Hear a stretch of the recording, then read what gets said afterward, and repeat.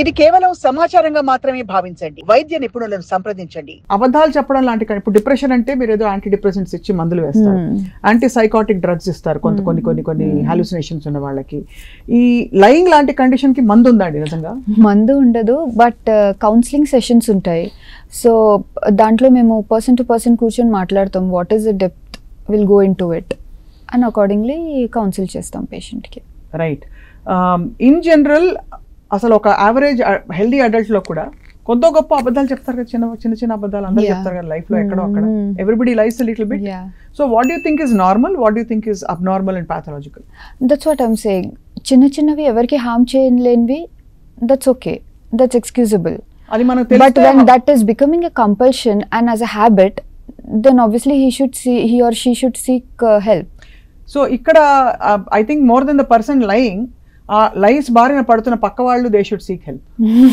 How to deal with it అని తెలియదు కదండి. If you know somebody you trust, me friend కానీ మీ friend మీ పార్టీకి రాలేకపోయారు, మీ ఇంట్లో ఫంక్షన్ కి, వాళ్ళు ఫ్రీగానే ఉన్నారు కానీ ఆ రోజు ఏదో పని పడిందని చెప్పారు, వాళ్ళు రెడ్ హ్యాండెడ్ గా మీకు పట్టుబడిపోయారు, అది ఇమీడియట్లీ ఎమోషనల్లీ ఇట్స్ హర్ట్ఫుల్.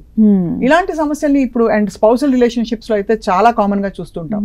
భర్త అబద్ధాలాడి భార్యకి తెలిసిపోతుంది, భార్య అబద్ధాలాడి భర్తకి తెలిసిపోతుంది, కానీ చెప్తే ఎక్కడ హర్ట్ అవుతారో అని ఓపెన్ కమ్యూనికేషన్ లేక వదిలేసుకుంటారు.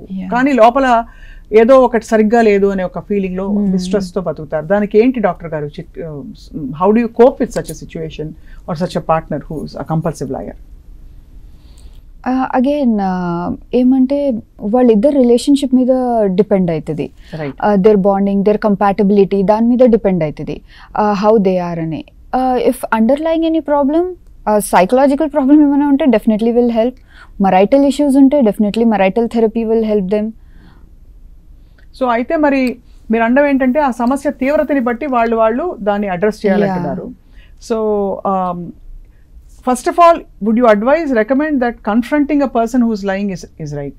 సైకలాజికల్ డిసార్డర్స్ ఉండే వాళ్ళు కొద్ది మందిలో మీరు కన్ఫ్రంట్ చేసినా వాళ్ళు ఇంకొక అబద్ధం ఆడతారు. ఓహో. And that keeps on going because they are so used to lies that won't stop them. Right. And ఇంకా వాయిస్ రేస్ చేయడము, టు డిఫెండ్ దెమ్ సెల్ఫ్, ఇంకా ఫైట్ మోడ్లో రావడము, వైలెంట్గా అయిపోవడము, అట్లా అవుతుంది. So again it's like the understanding, మీరు ఎవరికి కన్ఫ్రంట్ చేస్తున్నారు, మీరు ఎవరితో అది మాట్లాడుతున్నారు, what do you want from that person, it again depends. అది సో కన్ఫ్రంట్ చేయడం అన్ని వేళలా కరెక్ట్ కాదు. అందరితో చేయలేము, తెలిసిపోయింది చూసుకో అని చెప్పడం అనేది it's not a wise thing. అందరితో చేయలేము. Yeah, it is such a complex thing అండి. అంటే ఎవ్రీబడి, ప్రపంచంలో అందరూ కోరుకునేది అదే. They want a healthy life, healthy functional relationships and అన్నీ చక్కగా ఉండాలని కోరుకుంటారు. కానీ ఎక్కడో డీవియేషన్స్ ఏర్పడి ఈ వాళ్ళు సతమతం అవుతూ చుట్టూ ఉండే పరిస్థితులు కూడా సతమతం చేస్తూ ఉంటారు. సో ఒక హెల్దీ మైండ్ టాక్సిక్ మైండ్ గా మారకుండా, అవతల వాళ్ళు అబద్ధాలు ఆడారు కాబట్టి మనం కూడా ఇలా చేద్దామని, వీటన్నిటికీ మీ చిట్కా సాక్షి లైఫ్ ప్రేక్షకులకు ఇవ్వాల్సిందిగా కోరుతున్నాం. How do you keep a healthy mind and a healthy outlook towards people who have psychiatric or psychological problems? First is a good relationship. our thoughts should be healthy. What we are thinking, thoughts మనం ఏం ఆలోచిస్తున్నామో అది చాలా healthy thoughts ఉండాలండి. మిగతా thoughts we need to just ignore. Yeah, and the things we are seeing, the people with whom we are mingling, మనం ఎవరితో friendship చేస్తున్నామో, ఎవరితో ఉంటున్నామో, we should be very careful with them. మన వర్క్ సర్కిల్ ఉండని, and our diet, regular exercise, at least 30 to 45 minutes for 5 days in a week. Physical activity is very necessary.